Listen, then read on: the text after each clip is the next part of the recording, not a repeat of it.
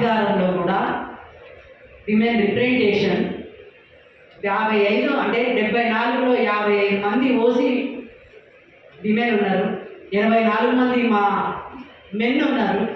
వీళ్ళు మొత్తం స్టేట్ అంతా పంచే ప్రయత్నం చేయాలి సార్. మీరు ఈ ప్రయత్నము ఆగొద్దు. ఈ ప్రయత్నం పాఠ్యాంశాల దాకా ప్రతి విద్యార్థి చదువుకునేటట్టు, ఓహో నాకు ఈ హక్కు ఉంది, నాకు ఈ హామీ ఉంది, నాకు ఈ వాగ్దానం ఉంది అని విద్యార్థి దశ నుంచే రాజ్యాంగం పట్ల అవగాహన ఉండాలి. ముఖ్యంగా జెండర్ ప్రజాస్వామ్యాల గురించి కూడా రాజ్యాంగం వాగ్దానం చేసింది. కులం చాలా కృతజ్ఞతలు తెలియజేయాలి. ఎందుకంటే రాజ్యాంగాన్ని క్రిస్పీగా రాయించి వేలు ఇవి లక్షలు కావాలి. మొత్తం బీసీ మహిళలు, ఒకటి కదా ఎస్టీ మహిళలు, ఇప్పుడు 30,000 మున్సిపల్ వర్కర్స్, రోడ్డు వర్కర్స్ ఉన్నారు. ఆ మహిళలంతా ఎవరు? వీళ్ళంతా ఉడిచే మహిళ. దాంట్లో మీకు ఒక్క బ్రాహ్మణ మహిళ కానీ వేరే ఆధిపత్య కులాలు అంటే వ్యవస్థని ఎవరైతే నడిపిస్తున్నారో ఆ వర్గాల ఆ కులాల మహిళలు మీకు కనిపించరు. ఈ మహిళలే అందరినీ ఒకటే కాదు. అంటే ఆ ఉదాహరణ చెప్తా, ఆ కార్పొరేషన్స్ ఉన్నాయి కదా, మా అక్కకి లోన్ కావాలంటే వెళ్ళిన స్టేట్ ఫైనాన్స్ కార్పొరేషన్, అయ్యో ఎందుకమ్మా మీకు విమెన్ కార్పొరేషన్ ఉంది కదా, విమెన్ ఫైనాన్స్ కార్పొరేషన్ అక్కడికి వెళ్ళండి, ఇక్కడికి ఎందుకు వచ్చింది, అక్కడికి వెళ్ళిన విమెన్ ఫైనాన్స్ కార్పొరేషన్కి వెళ్తే అక్కడ మొత్తం పెద్ద కులాల మహిళల రికార్డుతోని అయిపోయింది, మొత్తం వాళ్ళతో నిండిపోయింది. మీకు ఎస్సీ కార్పొరేషన్ ఉంది కదమ్మా, ఈ విమెన్ కార్పొరేషన్కి ఎందుకు వచ్చారు? మీ ఎస్సీ ఫైనాన్స్ కార్పొరేషన్కి వెళ్ళుర్రి. ఎస్సీ ఫైనాన్స్ కార్పొరేషన్కి వెళ్తే మొత్తం మా మెన్ ఉన్నారు. మరి మేము ఎక్కడికి వెళ్ళాలి? ఈ విమెన్ ఎక్కడికి వెళ్ళాలి? అటు ఆ విమెన్ ఫైనాన్స్ కార్పొరేషన్కి పోతే అక్కడ ఓసీ మహిళలతో నిండింది, ఇక్కడ ఎస్సీ మా కులం ఫైనాన్స్ కార్పొరేషన్కి పోతే అక్కడ మా మెన్తో నిండింది. మరి వీళ్ళు ఎట్లా అభివృద్ధి చెందాలి? ఎట్లా సాధికారం కావాలి? ఎట్లా డెవలప్ కావాలి? ఏంది వీళ్ళ పరిస్థితి? మహిళలు కార్పొరేషన్స్ ఇచ్చినాం కదా. నేను ఈ సందర్భంగా చెప్పదలుచుకున్నది ఏంటంటే సార్, అంబేద్కర్ గారు పెట్టిన 50% రిజర్వేషన్ వాళ్ళని నాతో పాటు ఎంతో మంది మహిళలకు వచ్చింది. కానీ ఆ రిజర్వేషన్ ఇచ్చిన అవకాశం వాళ్ళు ముందుకు తీసుకొని ఎంత దూరం వెళ్ళారన్నది అది అందరూ కూడా తెలుసుకోవాలి. అంటే ఆ రిజర్వేషన్ మనకు అందించిన దాంతో పాటు మన డ్యూటీలు ఏంటి, మనం చేయాల్సింది ఏంటన్నది ఒక అవగాహన కూడా ఈ కాన్స్టిట్యూషన్ కలిగిస్తుందని ప్రజల్లోకి తెలుస్తేనే ఈ కాన్స్టిట్యూషన్ ఇంపార్టెన్స్ పెరుగుతుందని నేను అనుకుంటున్నాను. వాళ్ళకు కూడా అది ఈరోజు నాకు ఇక్కడికి వచ్చినాక భావన కలిగింది. ఇది పెద్ద ఎత్తున ఒక ఉద్యమంగా ఇంకా చేసుకొని వస్తేనే దానికి సక్సెస్ అవుతుందని నేను నమ్ముతూ, మా నాన్నగారు పి జనార్దన్ రెడ్డి ఆశయాలను ముందుకు తీసుకొని వచ్చే తరుణంలో రాజకీయాలకు వచ్చినా కానీ ఇక్కడికి వచ్చినాక తెలిసింది ప్రతి ఒక్కరు కూడా వారి ఆలోచనల మేరకు పనిచేస్తేనే. దాంట్లో మనల్ని కూడా ఇన్వాల్వ్ చేసినందుకు ధన్యవాదాలు తెలియజేస్తూ ఈ అవకాశం ఇచ్చిన వరప్రసాద్ గారు మనస్ఫూర్తిగా ధన్యవాదాలు.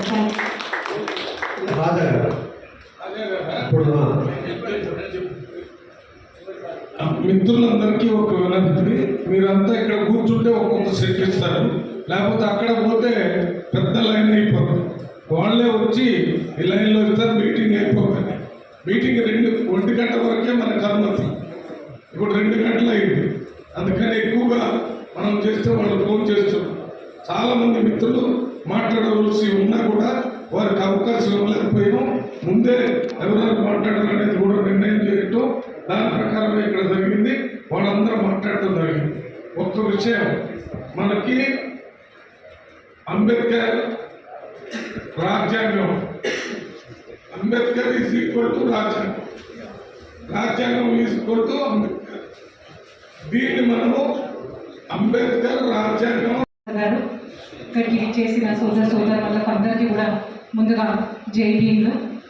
ఈరోజు ఈ కార్యక్రమానికి నేను అనుకోని గెస్ట్గా రావడం జరిగింది. ఎందుకంటే మల్లు రవి గారు నన్ను రమ్మని ఈ సో మచ్ కూడా ప్రెస్ క్లబ్ ఇక్కడ ఉండడం మాకు ఇంత అదృష్టం అని ఈరోజు అర్థమైంది. ఇక్కడ ఉన్నది నువ్వు రావాలా, నువ్వు పార్టిసిపేట్ చేయాలని ఆయన ఇచ్చిన అవకాశం తీసుకొని నేను ఇక్కడికి రావడం జరిగింది. ఇక్కడ కూర్చొని పెద్దలు అందరూ ఒక్కొక్కరు వాళ్ళ ఎమోషన్స్ చెప్తుంటే వింటుంటే అనిపిస్తుంది మనం చేయాల్సింది ఎంత ఉంది, చేస్తుంది ఎంత చేస్తున్నాం అన్నది. అది మనం ఈరోజు ఉన్న ఆ గ్యాప్ని ఎట్లా ఫిల్ చేయాలన్నది పెద్దల మాటలో మనం చూస్తా ఉన్నాం. అవసరం ఏముందో ఈరోజు పెద్దల మాటల్లో అర్థమైంది.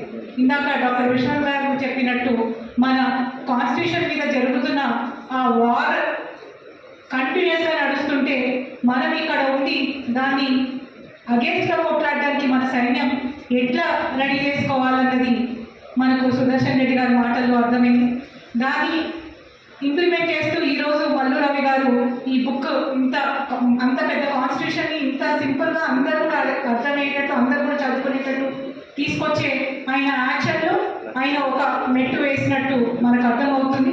ఇది ఇక్కడితో కాదు, ఈరోజు కాన్స్టిట్యూషన్ అన్నది ఒక 45 మ్యాక్సిమం 30 ఇయర్స్ లేకపోతే 25 ఇయర్స్ పిల్లల వరకు ఇది స్టాప్ అయిపోయింది. ఎందుకంటే అక్కడ లోనే ఒక డెమోక్రసీ ఉంది.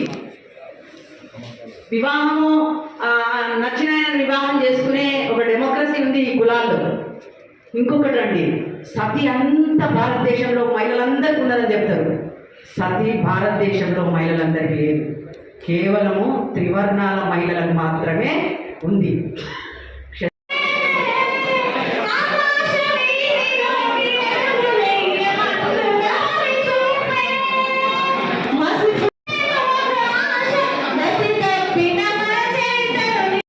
నాకెవరున్నారు అనేటటువంటి ఆలోచన ఇంతకుముందు దిక్కులేని వాడికి దేవుడు దిక్కాడు.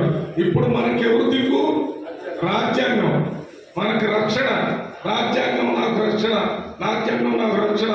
ఎందుకంటే రాజ్యాంగం అంటేనే అంబేద్కర్ అంటేనే రక్షణ కల్పించడమే.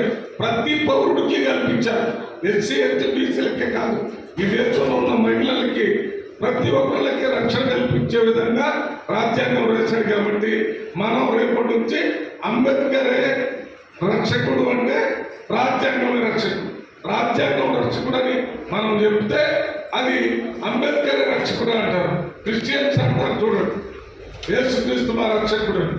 ఇప్పుడు అంబేద్కర్ అనేవాడు భారతదేశంలో అందరికీ రక్షకుడు, not only SC ST BC minority. అందుకని దీన్ని మనం కింద స్థాయికి తీసుకోవడానికి ప్రయత్నం చేస్తాం. ఇప్పుడు మా రాజగారు మాట్లాడిన తర్వాత అందరూ కూర్చుంటే నేను వాళ్ళకి చెప్పి 2-3 వరుసలో ఒక్కొక్క సెట్ ఇప్పిస్తాను. దానివల్ల ఇక్కడికి వచ్చిన వాళ్ళకి ఈ మాత్రం ఈ పుస్తకాలు దొరికితే వీళ్ళకి ఇంట్రెస్ట్ ఉంది కాబట్టి ఇక్కడికి వచ్చారు. అందువల్ల వాళ్ళందరికీ పుస్తకాలు ఇచ్చి ఏర్పాటు చేస్తాను. ఇప్పుడు 10 నిమిషాలు అయిపోతుంది కాబట్టి దయచేసి మరో 5 నిమిషాలు ఇప్పటిదాకా ఉన్నట్టుగా ఓపిక వహించవలసిందిగా విజ్ఞప్తి. ప్రారంభంలో జస్టిస్ సుదర్శన్ రెడ్డి గారు మాట తమాషాగా చెప్పారు. ఈ పుస్తకం చూసినప్పుడు 2 పుస్తకాలు మల్లు రవి గారే రాశారేమని చెప్పి నేను అనుకున్నాను.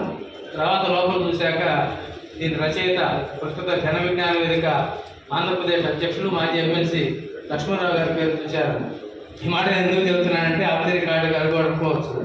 ఈ మధ్యకాలంలో ఒక పెద్ద ఆయన ప్రపంచ తత్వవేత్తలను బుక్ రాశారు. బుక్ రాస్తే ఇట్లా రిలీజ్ పెట్టారు. రిలీజ్ పెంచిన గెస్ట్ ఆశ్చర్యపడి బుక్ నువ్వే రాసావా? అక్కడ ఈ రకమైనటువంటి ఇబ్బంది వస్తుంది. మన రవి గారికి ఈ రకంగా కీర్తి కలుగుతున్న వ్యక్తి కాదు, నేనే రాశానని చెప్పుకోవాలనే ఉద్దేశం ఆయనకి లేదు. అందుకనే పేరు కేవలం శుభాకాంక్షలతో మాత్రమే ఆయన పేరు వేసి లోపల రచయిత పేరు ఖచ్చితంగా ఉండాలని చెప్పేసి రవి గారు మేమేదన్నా పొరపాటు చేయమని తెలుసు అయినా ఆయన పేరు ధరకూడదు ఉద్దేశంతో చెప్పారు. అదే ద్వారా ఈ రకంగా మన ముందుకు తీసుకొచ్చారు. అందుకోసం మరొకసారి పెద్దలు చెప్పి మల్లు రవి గారికి జన విజ్ఞాన వేదిక రాష్ట్రపతి పక్కన హృదయపూర్వకమైనటువంటి అభినందనలు తెలియజేస్తున్నాను. అదేవిధంగా ప్రారంభంలో చెప్పాలి, ఇప్పుడే చెబుతాను. రేపు ఇది సభ ఏర్పాటు చేసిన ఉద్దేశం కూడా అంబేద్కర్ జయంతి సందర్భంగా కాబట్టి ఇక్కడ వచ్చిన అందరికీ కూడా ఒకరికొకరు అంబేద్కర్ జయంతి శుభాకాంక్షలు. ముందుగా అయితే అది రేపైనప్పటికీ కూడా రేపు అందరం కూడా రకరకాల సామాజిక విముక్తి ఉద్యమాల్లో సైనికులుగా పనిచేస్తున్న వాళ్ళు ఇక్కడ ఉన్నారు. కాబట్టి ఇక్కడ ఇంతసేపు కూర్చున్న అవకాశం రేపు దొరకదు. కాబట్టి అందువల్ల మీ అందరి సమయాన్ని ఈరోజు తీసుకున్నాం. కాబట్టి జన విజ్ఞాన వేదిక పక్షాన అదేవిధంగా ఇంకో అలాగే మరి మహారాజు గారు చాలా చక్కగా మాట్లాడారు. ఇక అందరూ కూడా కావాలి. సో దీంతో నేను మరి మీకందరికీ కూడా జై భీమ్, జై భీమ్, జై భీమ్, జై భీమ్, జై భారత్, జై భారత్. Thank you sir.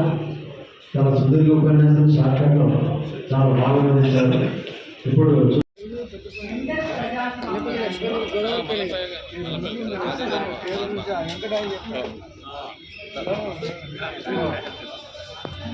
రాజ్యాంగం కానీ ఈ ఈ రాజ్యాంగాన్ని చుట్టూ నెలలు చేసి పడేస్తాము అని ఒక వార్నింగ్ ఇచ్చారు.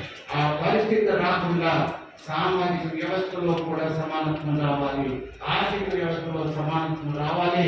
ఆ లక్ష్యాన్ని రాజ్యాంగంలో పెట్టారు, నియామకంలో పెట్టారు, ఆర్టికల్స్లో పెట్టారు. ఇది సాధించవలసిన బాధ్యత ఉంది.